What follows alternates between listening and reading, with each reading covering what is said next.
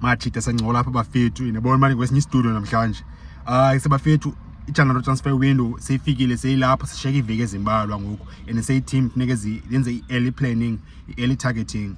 Kaizer Chiefs ifuna i-striker, i-first target lena. I-teams xa udecide okay ufuna i-striker okanye ufuna i-defender okanye ufuna midfielder uba ne-target number 1, ube ne-target 2, target 3 okanye ABC target, ngoba intoni transfers don't always go according to plan.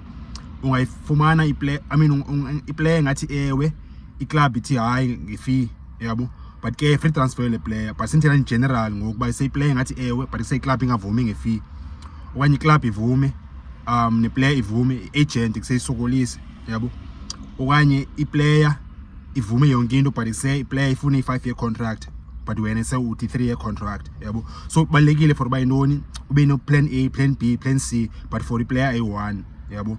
So January transfer window seyifikile ke manje ne-teams zakwenza i-targets ngoku. Kaizer Chiefs ingathi nansi ine-target number 1, target A, or first target or option 1, whatever you want to call it, but i-first target yabo i-striker ikhona. Out idlala so ke Ahly free agent ngoku yabo.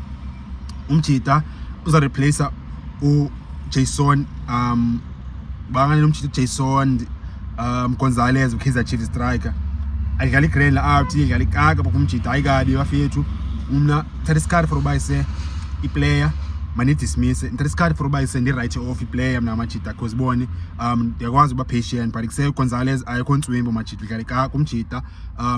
Nambona kuse game wagqibela udlala against wagqibela ustarta ugqibela udlala against Golden Arrows, match Chiefs bityiwa 2-1.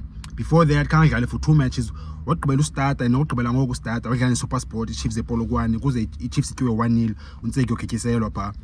Gonzalez ayikho mnandi isimo kumjida like PSL like too fast for umjida. Umek exe qoqa bamba ibhola ufuna uthena okanye ufuna isikhathi for uba iseyinoni makakwala control ibhola and PSL too quick for lo way umjida that's why efailile yabo.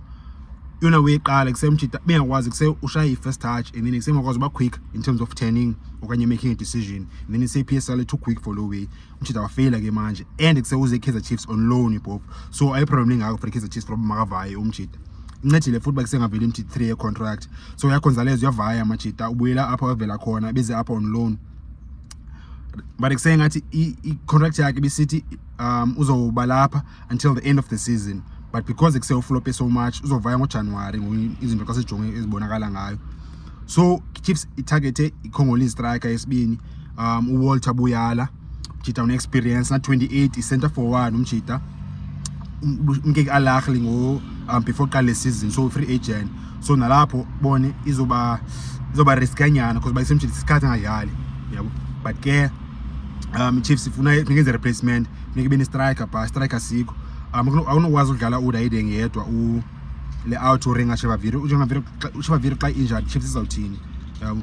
And then lo mjida Christian Sayile which is countryman yale out ubuyala umjida udlala kakhulu emasayidini. uChristian Sayile akwazi ukudlala as ila target man, i-center forward udlala either e-right okanye left, but ke Kaizer Chiefs ngoku nansi i-target i-striker Walter Bwayla na 28, experience egrand umjida qala wadlala ngokwabo eCongo uqhuba waya eZambia udlala i-team ezigrand but I think wadlala inkana which is like ngathi team engathi inkulu eZambia, uqhuba wahamba wadlala i-big team Africa Ahly, South Africa's greatest team, top team, and then sesiyazi Ahly like say high pressure fans at stadium. So the player Bwayla ina experience udlala i-big team, so lo is a positive benefit for Kaizer Chiefs.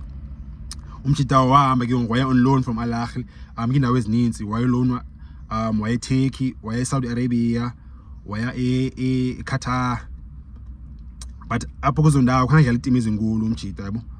So i-different ke ngoku for uba kuse-team adlala Ahly but khangadlala i-team ezinkulu umjida phana medlala nje i-team ezi-average, but zikhona i-team ezinkulu na eQatar but Bwayla ke majida umjida kanti ngamboni andifuna ujiya ndithi kuseme ngeke nambona amazodlala njani ngambona odlala njani yabo.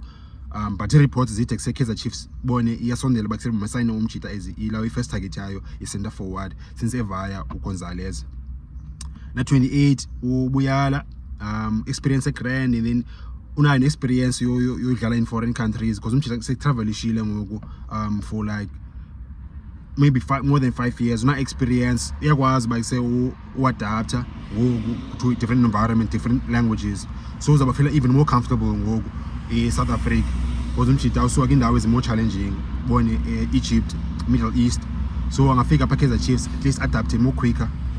The question is ke ngosabona ngayo ba okay Chiefs izakwazi umsayina na umjita like izophela ifumana le deal and umjita na uzokwazi succeed na PSL asenze story sakhe sizobona, but nozonke istriker ezisuka eCongo, eZambia zayimake up South Africa. Sobona ke ngobuyala bayise uzomeka na and kuse uzophela yenza nanyani ideal yakhe to naturena. If eqaltimana channel amajita eqaltimana le content ungalahle ungaphosa ziwezi grand ucofa subscribe ezansi khona indawo ebhale subscribe ungacofa phansi uthola videos Walter Bwayla thoye Kaizer Chiefs majita. Sobona nicinga ntoni na masincola lapha comments mwacha bafethu.